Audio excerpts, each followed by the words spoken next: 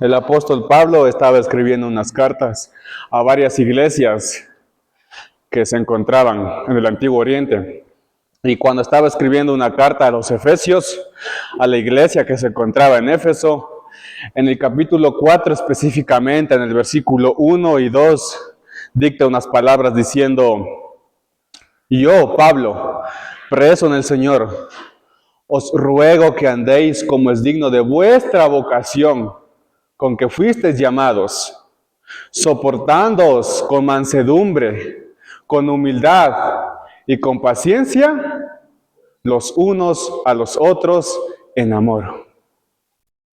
Preso en el Señor. Quiero que inclinen sus rostros en señal de reverencia y oremos. Padre celestial, Padre bueno, Padre amoroso, nos dirigimos ante tu presencia nuevamente, para que seas tú en este instante abriendo nuestros corazones, abriendo nuestras mentes, Padre, quitando todo velo que se encuentre, Padre, arraigado, y Padre, todo mal pensamiento que se encuentre ahora mismo en nuestras mentes, Padre, deséchalos, bótalos, Padre. Haz que siempre seas tú reinando en cada una de nuestras vidas, que seas tú, Padre, morando en nuestros corazones, que seas tú quien guía nuestros pasos, nuestro hablar, nuestro pensar. Padre, cada palabra que hoy salga de mi boca, vas a ser tú, Padre, hablando por medio de mí. Vas a ser tú, Padre, exhortándome y exhortándonos, Padre, con amor, con mansedumbre, con humildad. Padre, que seas tú, Padre, ayudándonos a mejorar cada día y que cada cosa que aprendamos la pongamos en práctica, la guardemos en nuestras mentes y las llevemos y las atesoremos en nuestros corazones. Padre, no sabemos cuál es nuestro último día, pero queremos ser esa luz y esa sal. Queremos ser esa diferencia de este mundo, mi Dios. Somos de este mundo, pero no pertenecemos a este mundo. Gracias por la paz, gracias por la felicidad que nos has dado y gracias porque eres bueno hasta este momento. En el santo nombre de tu Hijo amado, que es Cristo Jesús. Amén. Saludos, mi querida iglesia. Que la paz y el amor de Dios sea con cada uno de nosotros y con cada uno de ustedes. Voy a estar dando lectura y voy a estar leyendo, pero por esta vez voy a estar utilizando la NBI, ¿sí?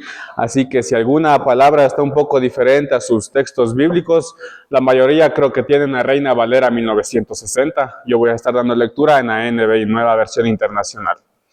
Quiero que recordemos algo de lo ya estudiado. He estado varios meses ya, varios domingos, estamos estudiando algunos temas muy importantes con cada uno de ustedes. Y hace un par de semanas, antes del estudio de una iglesia de la que me encantaría ser miembro, ¿recuerdan ese estudio? Una iglesia de la que me encantaría ser miembro. Y de esto vimos en Hechos capítulo 2, ¿verdad? Y vimos que era una iglesia que estaba aprendiendo, ¿qué? Todos los días. Una iglesia conviviendo, ¿qué? Todos los días. Una iglesia orando, ¿qué? Todos los días. Una iglesia activa, una iglesia creciendo.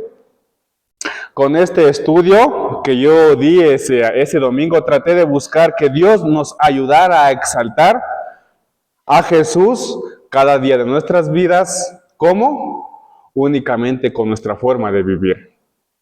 No traté de que cada domingo o cada de lunes a viernes nos reunamos como lo hacían los primeros cristianos primitivos, ¿no?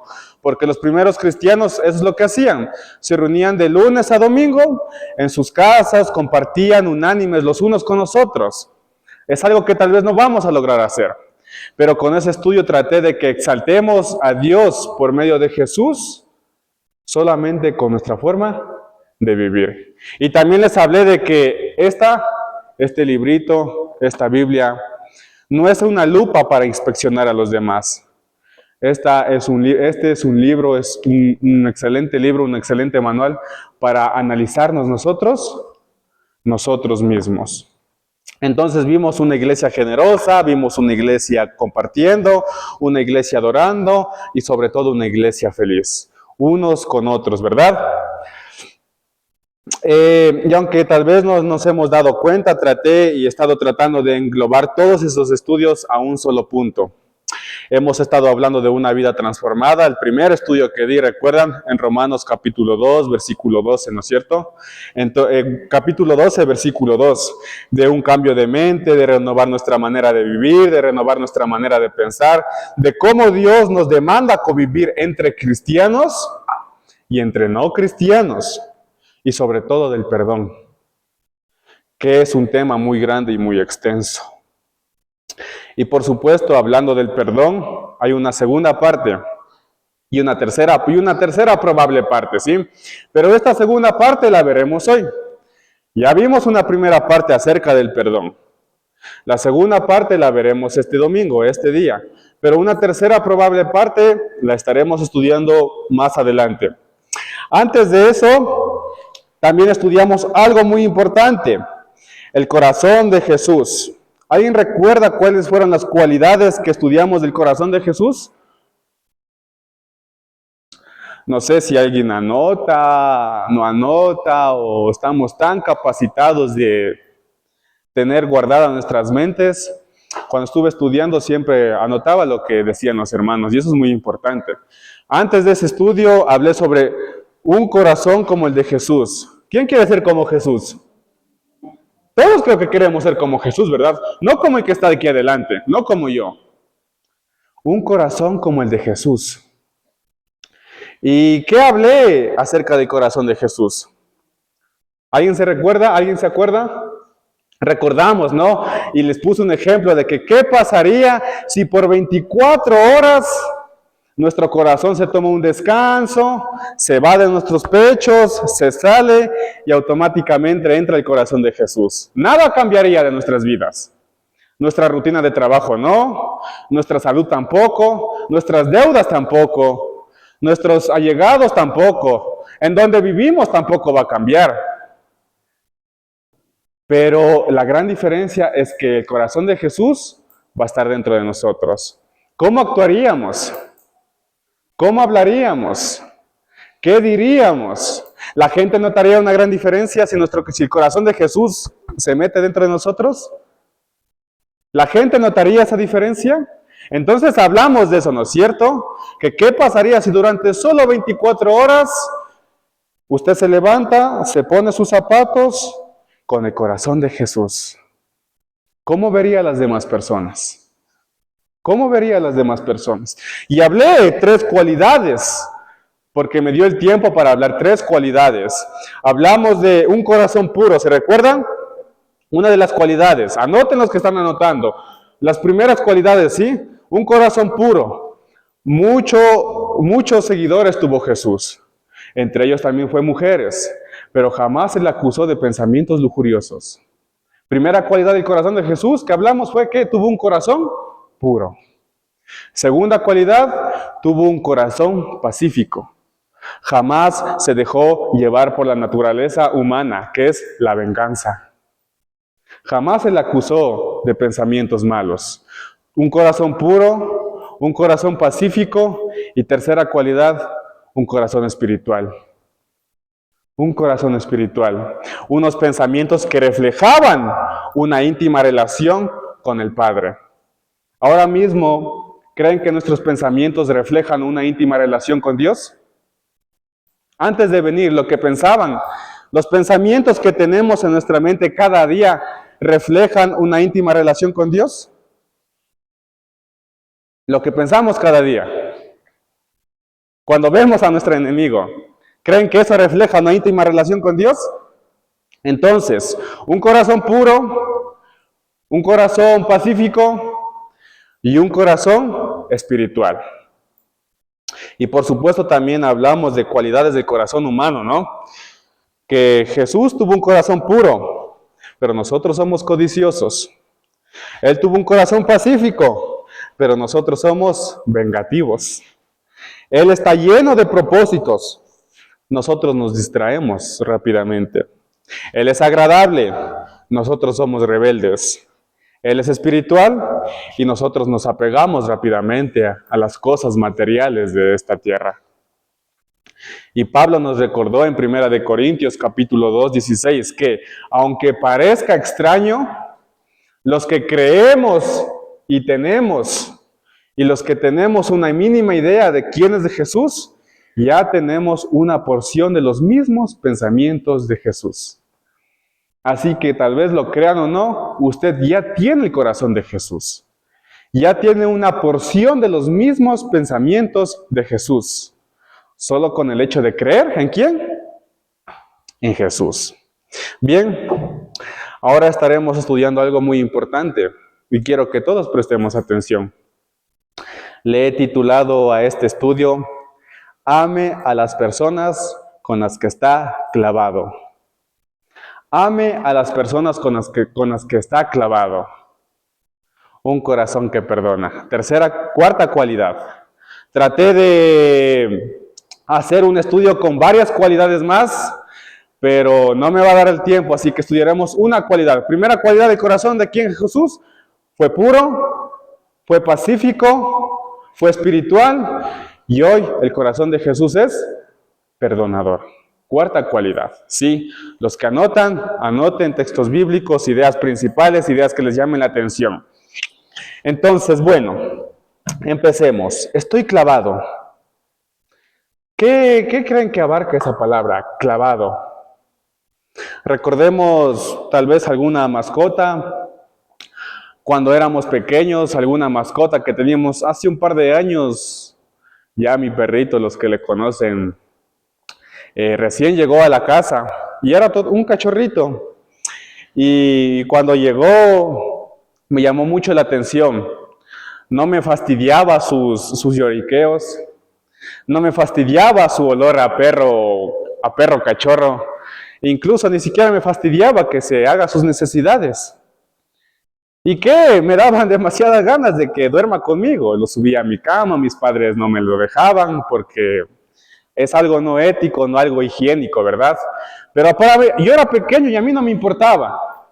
No me importaba que mi perro se subiese a mi cama y que durmiera conmigo. No me importaba que mi perro oliera a perro. Y no me importaba que mi perro tuviera hambre todo el tiempo. Ni siquiera sus lloriqueos me importaban. Me parecía tierno todo lo que hacía cuando era un cachorro.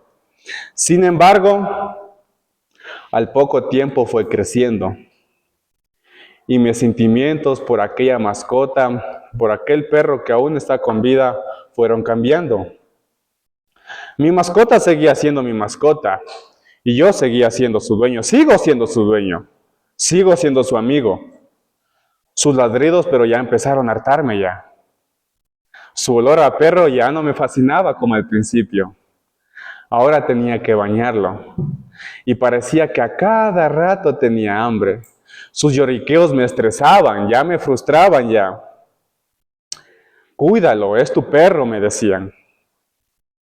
No me hubiera molestado escuchar decir, es tu perro solo cuando está bien. Es tu perro solo cuando quieres sacarlo a pasear. Era mi perro y es mi perro en salud y enfermedad. Es mi perro en las buenas y en las malas. Entonces se me vino esta palabra a mi mente y dije, estoy clavado a mi perro. Estoy conectado con mi perro, estoy clavado a mi perro. Todo lo bonito se había acabado. Su olor ya no me agradaba, ahora tenía que bañarlo. Si se hacía sus necesidades tenía que limpiarlo, tenía que darle de comer, o tocaba cocinar. Ya no me agradaba cuando al principio como era, ¿no? Pasó de ser una opción a una obligación. De ser una mascota a ser una tarea. Y de tener con alguien con quien jugar a tener a alguien a quien cuidar. A lo que voy con todo esto es que tal vez ustedes me van a entender. Esposos tienen a sus esposas. Esposas tienen a sus esposos. Hijos, tenemos a nuestros padres. ¿Y padres a quién tienen? A sus hijos. ¿Qué se llama eso? Compromiso.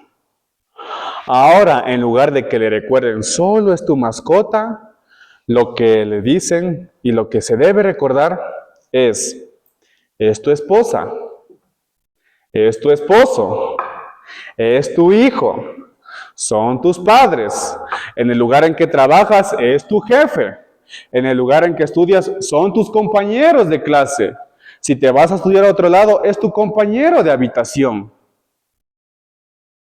Son tus amigos. Y el compromiso puede conducir al pánico. O por lo menos eso trataba de ocurrir conmigo cuando tuve mi responsabilidad con mi mascota. Y me tuve que hacer algunas preguntas. ¿Puedo tolerar los mismos ladridos, los mismos lloriqueos y tener que alimentarlo todos los días? Ustedes, esposas, tendrán que aguantar los mismos ronquidos, el mismo dolor de pies, la misma hambre que trae su esposo después de venir de trabajar. Ustedes, esposas, ustedes, esposos, tendrán que aguantar los resabios de su mujer, los caprichos de su mujer. Nosotros como hijos tendremos que aguantar a nuestros padres, tenemos que someternos a nuestros padres. Y ustedes, padres, tienen que guiar a sus hijos, alimentar a sus hijos, trabajar para darles un futuro. Porque están clavados. Estamos clavados. Por eso es ame a las personas con las que está clavado. Hijos, ¿podremos aprender a limpiar nuestro propio desorden cada día? Padres, ¿están dispuestos a limpiar el desorden que dejamos nosotros? Porque cuando dejo mi cuarto desordenado y llego del trabajo, a veces mi cuarto ya está arreglado. Y evidentemente lo hizo mi madre. Y cuando lo dejo desordenado, evidentemente mi madre se molesta. Pero, ¿eso es de todos los días? Entonces, esto me lleva a una palabra muy interesante. Clavaditis. Ahora, ¿qué es clavaditis? ¿Alguien sabe qué es esta palabra, clavaditis? Clavaditis viene del verbo clavado, ¿no? Clavado quiere decir atrapado, unido, junto. Los que han trabajado en albañilería, en carpintería, han clavado tal vez en su vida secular una tabla, ¿no es cierto? Pone un clavo, 3, 4, 5 martillazos, ¿y qué pasa con esa tabla? Se compacta, se junta, queda atrapada. Y para que sea nuevamente sacada, ¿qué es fácil? Es totalmente difícil. Clavado quiere decir atrapado. E itis es un sufijo que usted le añade a cualquier palabra que quiere que suene impresionante. Entonces, el itis no viene a ser tan importante. Solo es un sufijo que se le añade a la palabra para que suene un poquito más importante. Entonces, clavado, atrapado. Itis, un sufijo. Clavaditis. ¿Sí? Entonces, bien, podemos encontrar 3 maneras de hacerle frente a la clavaditis. El estar clavado a una persona. Podemos hacerle frente con 3 aspectos importantes, el sentirse clavado con una persona. Ojo con esto, y esto va para hijos y padres, padres e hijos, esposos y esposas, esposas y esposos, relaciones con un compromiso. Bien, 3 palabras claves: huir, luchar o perdonar. Huir, luchar o perdonar. Si usted se encuentra en una relación, esposos con esposas y viceversa, hijos y hijos con padres y viceversa, algunos optan por huir, salirse de la relación y empezar de nuevo en alguna otra parte, porque la relación se está tornando tóxica, porque tal vez ya no es como era al principio, tal vez mi esposo ya no es como era al principio cuando me estuvo enamorando. Tal vez mi esposa ya no es como era al principio. Y tal vez mis hijos no son lo que yo quería. Y tal vez mis padres no son los que yo deseo. Algunos optan ¿por qué? Por huir. Salirse de la relación, salirse de casa, y empezar de nuevo en alguna otra parte. Otros luchan, y este es algo muy doloroso, porque los hogares se convierten en zonas de combate. Ya no se vive, se sobrevive. Las zonas de trabajo, su zona de casa se convierte en una zona de boxeo, en una zona de que solo llegan a gritarse padres e hijos, esposos, y la tensión llega a ser una forma de vivir. Huir, luchar, solo se quedan para hacerle la vida imposible al esposo, solo se quedan para hacerle la vida imposible a la esposa, hijos de igual manera, solo nos quedamos para desobedecer a nuestros padres, solo para luchar en la casa, para gritar, para que existan problemas. Sin embargo, muy pocos son los que encuentran un verdadero tratamiento. ¿Y cuál es ese verdadero tratamiento? Lo dije. ¿El qué? El perdón. Si usted ahora mismo se encuentra en una relación, porque hay familias, porque hay esposos, hijos y padres, y trata de huir, o está luchando, pero no ha probado un verdadero tratamiento que es el perdón, le invito a que estudiemos esta mañana. No le voy a dar un manual de cómo ocurre el perdón, porque yo no puedo hacer un manual de cómo ocurre el perdón. Pero ¿saben quién sí nos da un manual de cómo ocurre el perdón? La Biblia nos da un manual de cómo puede ocurrir el perdón. ¿Y saben? ¿Quién creen que sabía qué es estar clavado a ciertas personas? Hubo un personaje en la Biblia que anduvo 3 años clavado con las mismas personas. ¿Quién fue? Jesús sabía lo que se siente ser clavado con alguien. Durante un periodo de 3 años anduvo con el mismo grupo de personas. A todas partes que iba, lo que duró su ministerio, a donde quiera que iba y en todo momento veía la misma docena de personas. Las mismas caras, los mismos gestos, las mismas muecas, en una mesa los mismos hombres. A la orilla del mar, la misma docena de personas a su alrededor. A toda hora estaban donde él estaba. Viajaban en el mismo barco, andaban juntos por los mismos caminos, visitaban las mismas casas. Jesús escuchaba las mismas voces, las mismas quejas, cómo se confrontaban entre ellos. ¿Y cómo es que Jesús pudo estar tan devoto durante 3 años a los mismos hombres? Y ojo, hay una gran diferencia entre nosotros y Jesús, porque Él no solo tuvo que soportar los visibles defectos de aquellos discípulos. Jesús no tuvo que solo soportar los visibles defectos de aquellos discípulos, porque Jesús oía lo que ellos pensaban. Jesús también tuvo que soportar lo que para ellos era invisible. Jesús podía oír los pensamientos que aquellos hombres no expresaban verbalmente. Jesús sabía de sus dudas, Jesús sabía de sus preocupaciones, Jesús sabía de sus dudas más íntimas, Jesús sabía de sus dudas futuras. Él ya sabía lo que cada uno de ellos iba a hacer el día de mañana. Ahora imagínese, ¿qué tal más allá de solo saber lo visible? Mire a su alrededor.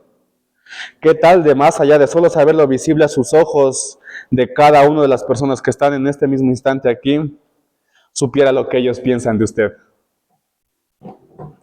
¿Qué tal si usted tuviera la capacidad de saber lo que su esposo piensa de usted?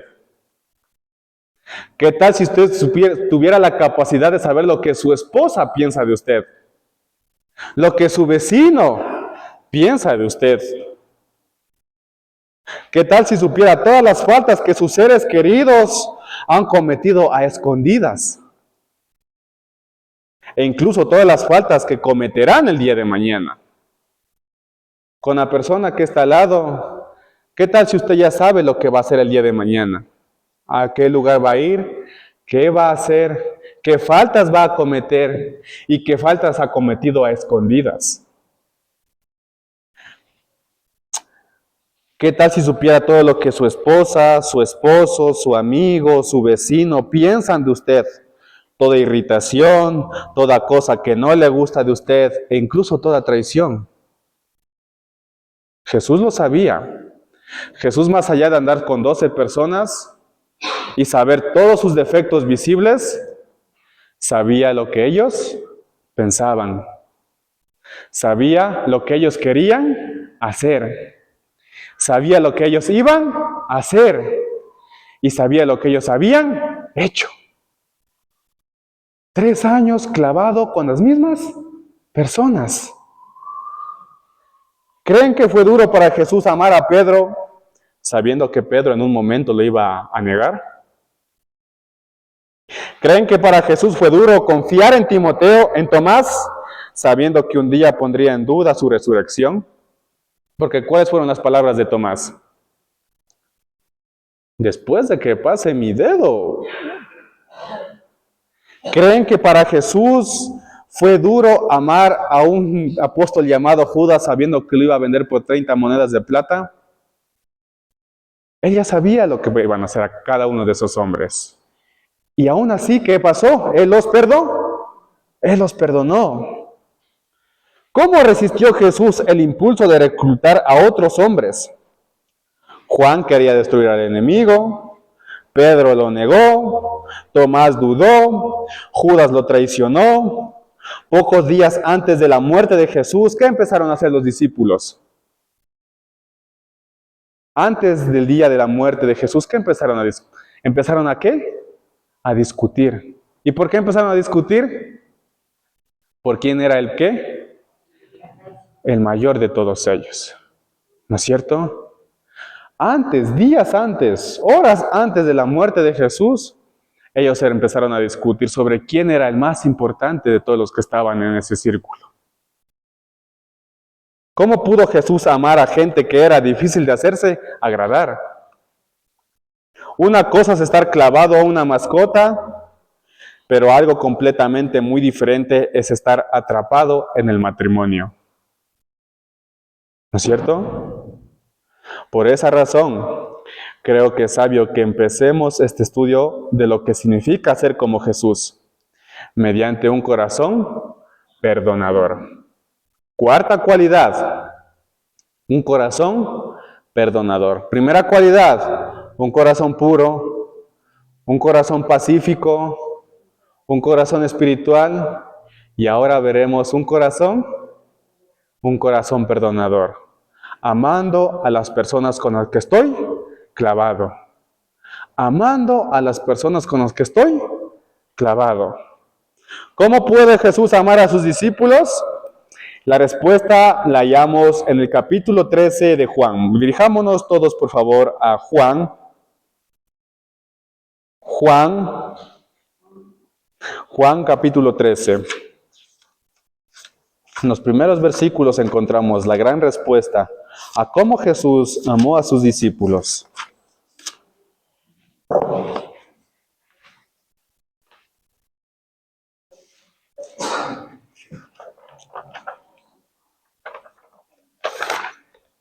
Todavía no vamos a dar lectura, pero quiero que estemos ahí en Juan capítulo 13, ¿sí? Con toalla y palangana. De todas las veces que vemos a Jesús doblar rodillas, ninguna es más preciosa que cuando se arrodilló frente a sus discípulos. ¿Y qué hizo? Y les lavó los pies. Justo antes de la Pascua, Jesús sabía que su hora había llegado. Habiendo amado a los suyos que estaban en el mundo, Jesús le mostró el alcance de su pleno amor. ¿Cómo? ¿Lavándole los qué? Juan capítulo 13, versículo del 1 al 5. Alguien que me dé lectura, por favor. Del 1 al 5. Juan capítulo 13, versículo del 1 al 5. La palabra de Dios dice así. Se acercaba la fiesta de la Pascua. Jesús sabía que le había llegado la hora de abandonar este mundo. para volver al Padre. Y habiendo amado a los suyos que estaban en el mundo, los amó hasta el fin. Llegó la hora de la cena. El diablo había incitado a Judas Iscariote, hijo de Simón, para que traicionara a Jesús. Sabía Jesús que el Padre había puesto todas las cosas bajo su dominio y que había salido de Dios y a él volvía.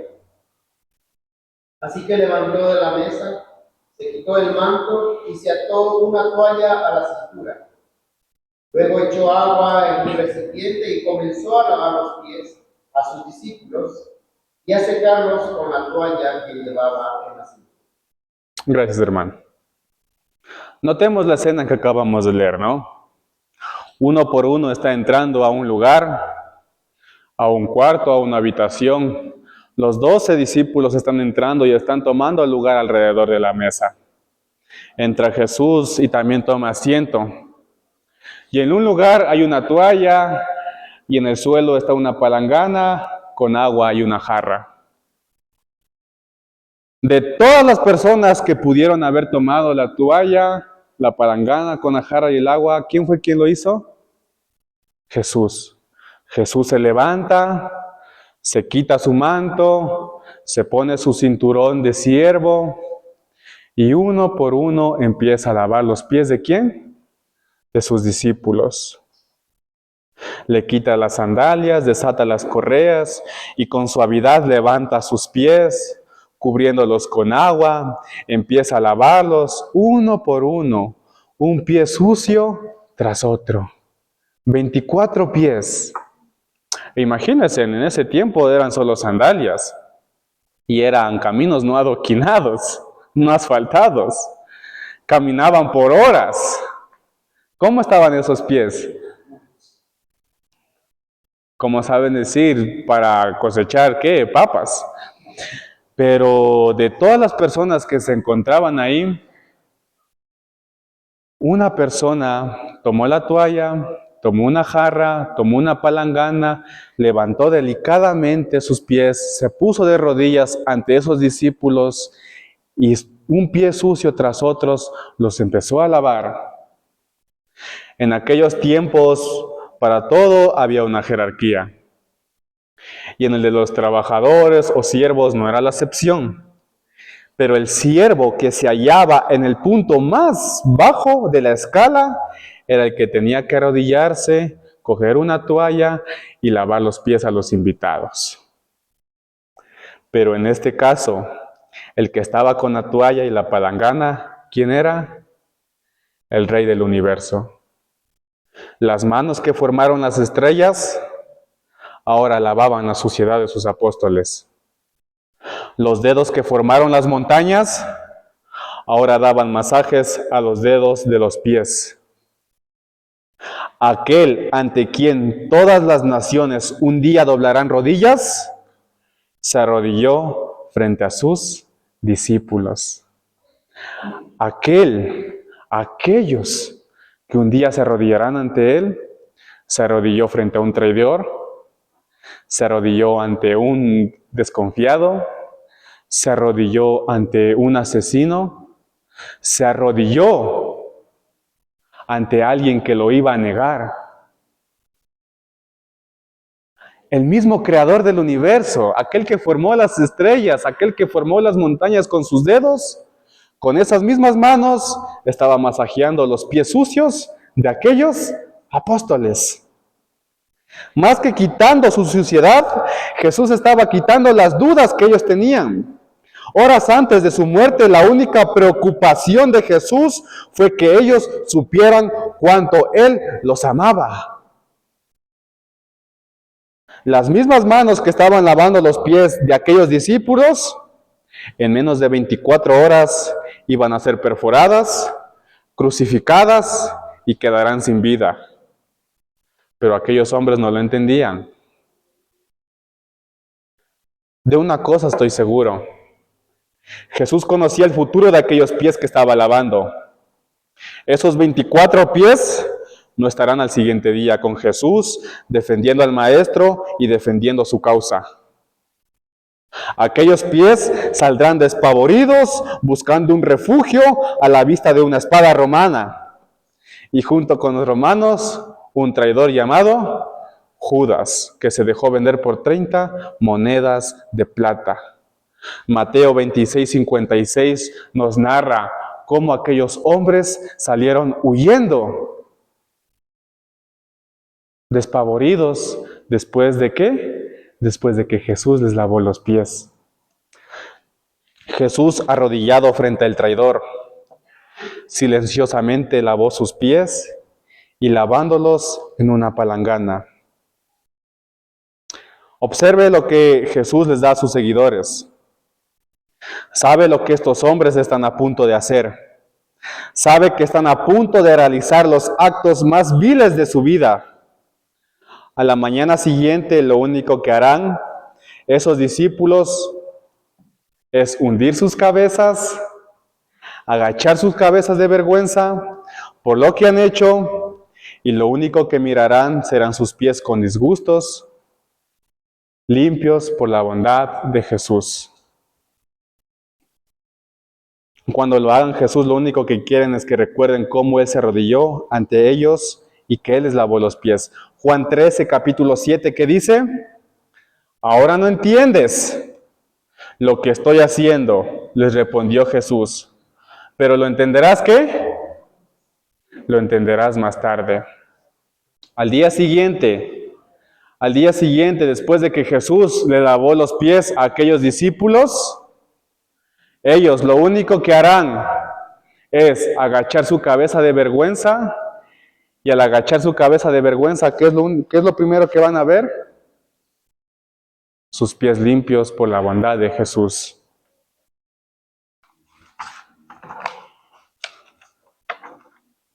Asombroso.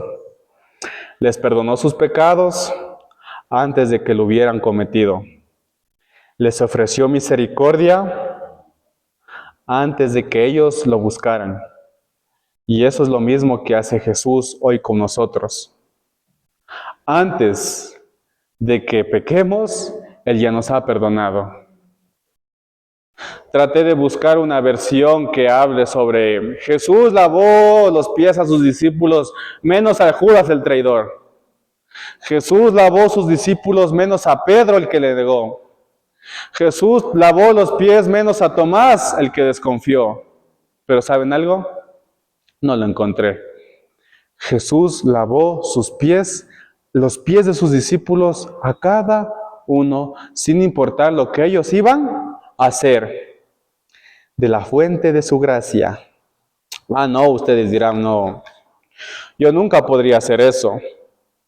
La herida que me provocó mi esposo y mi esposa es muy honda.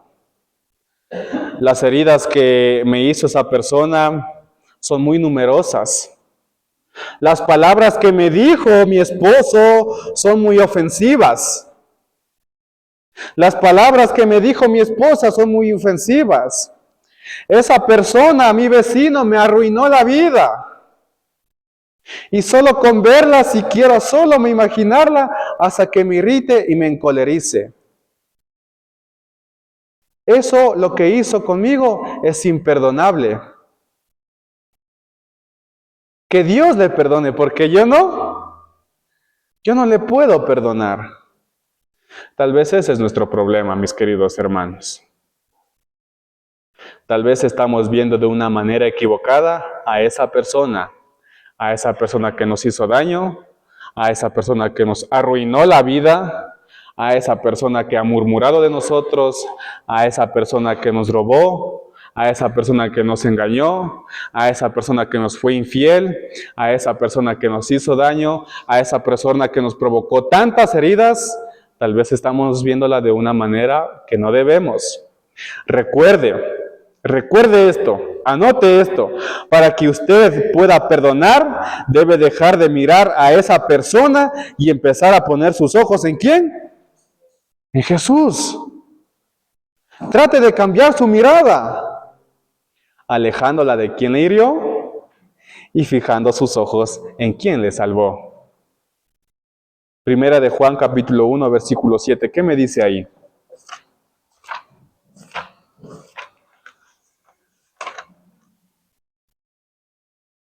Primera de Juan, capítulo 1, versículo 7. Y voy a dar lectura yo, ustedes solo sigan conmigo.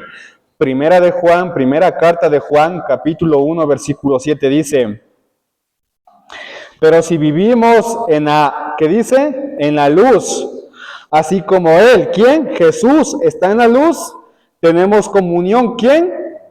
Unos con ¿quién? Con otros. Y la sangre de su Hijo Jesucristo nos, ojo con esta palabra, subraya esta palabra en sus Biblias, este sufijo, nos limpia de todo pecado. Han pasado miles de años de esta gran escena de Jesús lavando los pies y de la crucifixión de Jesús. Nosotros no estuvimos en Jerusalén, ni estuvimos vivos esa noche, ni vimos a Jesús siendo crucificado. Pero lo que Jesús hizo por aquellos discípulos esa noche lavando sus pies, lo sigue haciendo por nosotros cada día de nuestras vidas. Nos ha limpiado, nos limpia de nuestros pecados y nos limpia de nuestros pecados que están en nuestros corazones. Todavía nos sigue limpiando. Primera de Juan 1:7, que dice esa palabra, subráyela. Tenemos comunión unos con otros y la sangre de su Hijo Jesús nos limpia de todo, ¿qué? De todo pecado. El nos, subraya ese nos no es una promesa para el futuro, es una realidad de ¿qué? Del hoy, del presente. No es que te va a perdonar, no es que si te, no, nos limpia de ¿qué? De todo pecado. Es un sufijo de ¿qué? Del presente. Es la realidad. Jesús todavía limpia los pies de sus discípulos.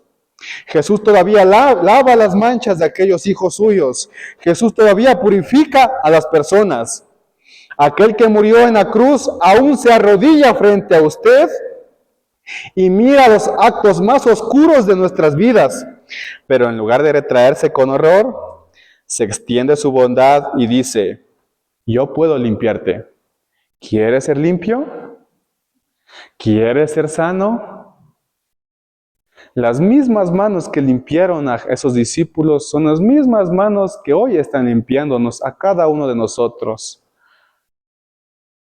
Y en vez de sentirse horrorizado por las repugnancias que hacemos cada día, Él lo único que hace, arrodillado frente a nosotros, nos mira a nuestros ojos y dice: ¿quieres que te lave los pies? ¿Quieres ser limpio? ¿Quieres ser sano? De la fuente de su gracia, toma a manos llenas su misericordia y lava nuestros, ¿qué? Nuestros pecados. Y esto no es todo. Debido a que Él vive en nosotros, usted y yo podemos hacer lo mismo. Porque Él nos ha perdonado, nosotros podemos perdonar a otros. Porque Él tiene un corazón perdonador, nosotros podemos tener un corazón que perdona. Podemos tener un corazón como el suyo. Volvamos a Juan. Volvamos a Juan capítulo 13, el mismo versículo, el mismo capítulo, y leamos los siguientes versículos del 14 al 17, y me parecen muy interesantes. Voy a dar lectura. Juan capítulo 13, versículo del 14 al 17, ¿qué dice? Pues si yo, el Señor, ¿y quién? Y el Maestro, les ha lavado los pies, también ustedes, ¿qué dice? Deben lavarse los pies los unos, ¿qué? A los otros. Les he puesto ¿de qué? De ejemplo para que hagan lo mismo que yo he hecho con todos ustedes.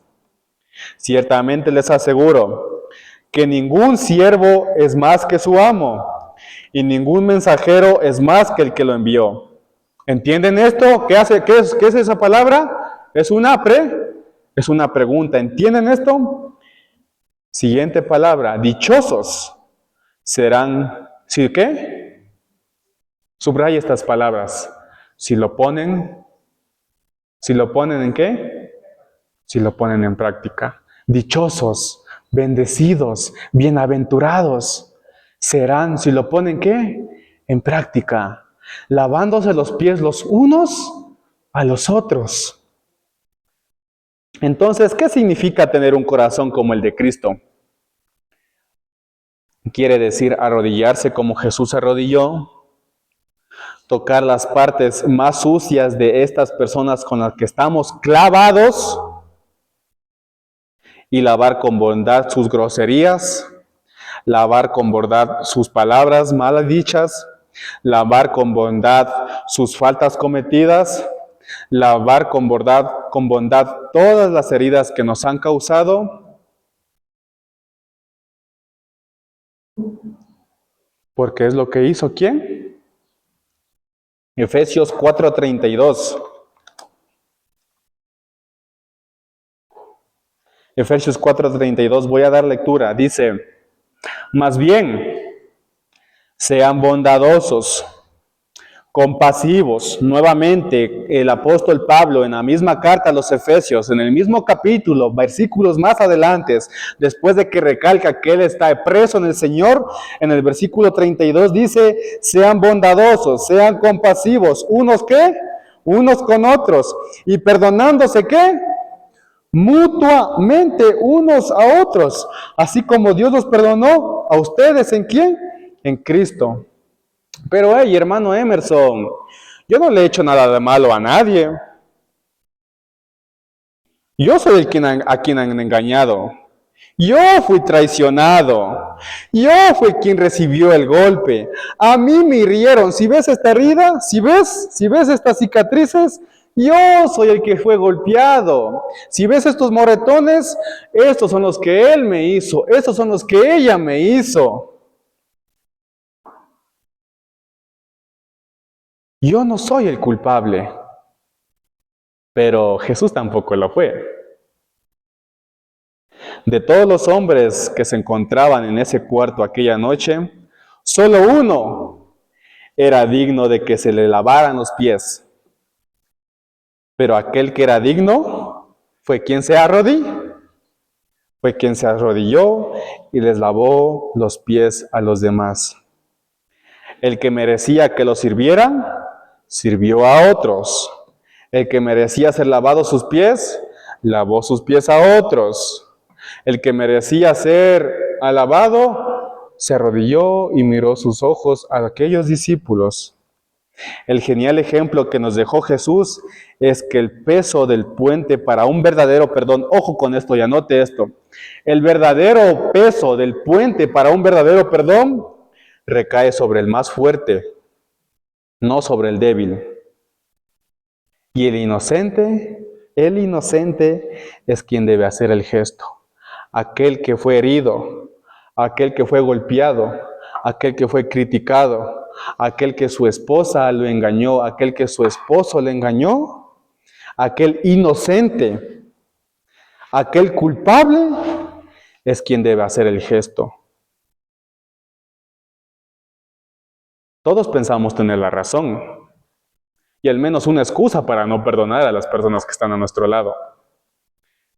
Pero si el que tiene la razón, el herido, el golpeado, se ofrece voluntariamente para lavar los pies del que ha hecho el mal, ambas partes se arrodillarán.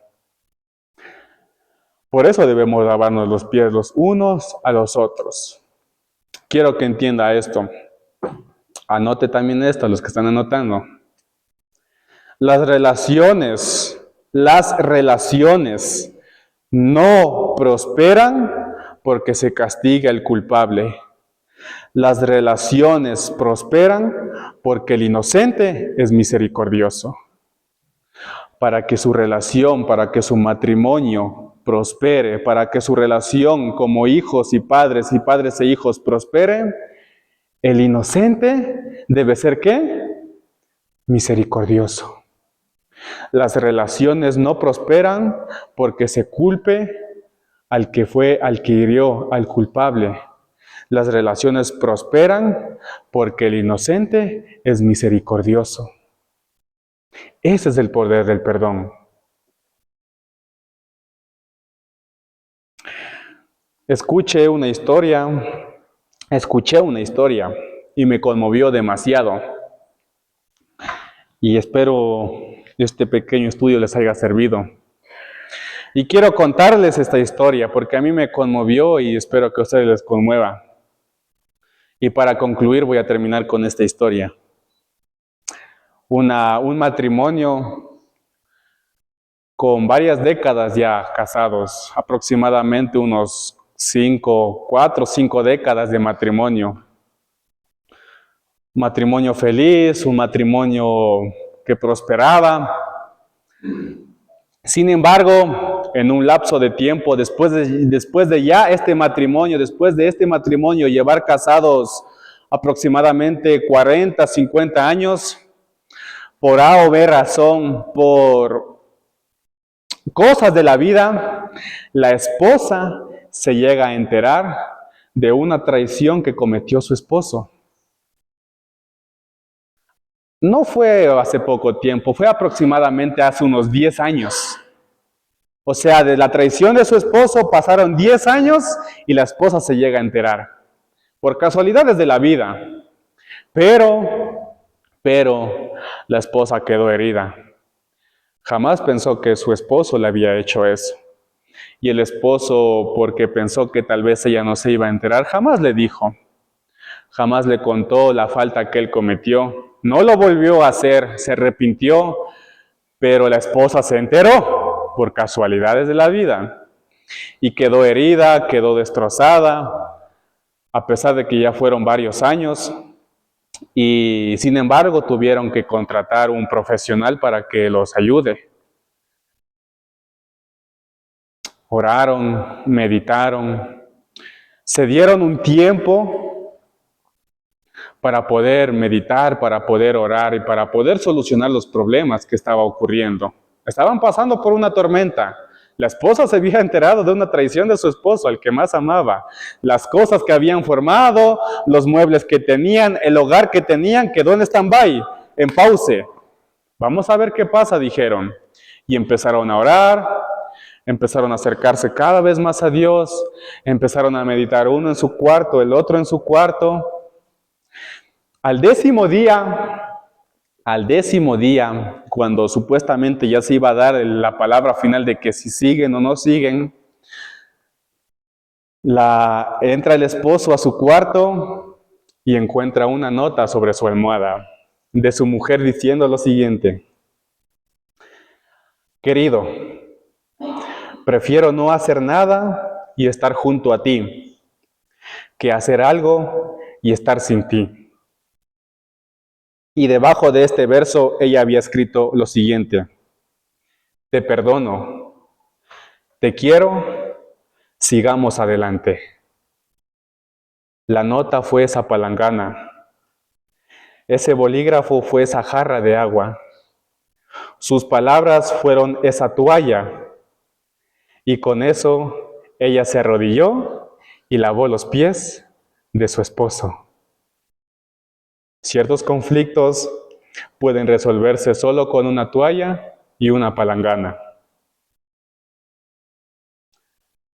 ¿Hay alguna relación en su mundo que tiene sed de misericordia? ¿Hay alguien a su alrededor o sentado a su mesa o quizás en su propia casa que necesite de su misericordia? ¿Que necesite de su gracia? Jesús se aseguró de que sus discípulos no dudaran del amor que Él tenía por ellos, al arrodillarse y lavarles los pies. ¿Podremos hacer lo mismo? Tomar una toalla, tomar una palangana, tomar una jarra de agua, arrodillarnos y delicadamente lavar los pies de quien nos ha hecho el mal y asegurarnos de que esa persona que nos hizo el mal sepa lo mucho que le amamos. Todo esto con el poder del perdón. Perdonar para ser perdonados. Esa es la misión. El que tenga oídos por oír, que oiga lo que la palabra de Dios quiere decir. Que Dios les bendiga, mis queridos hermanos.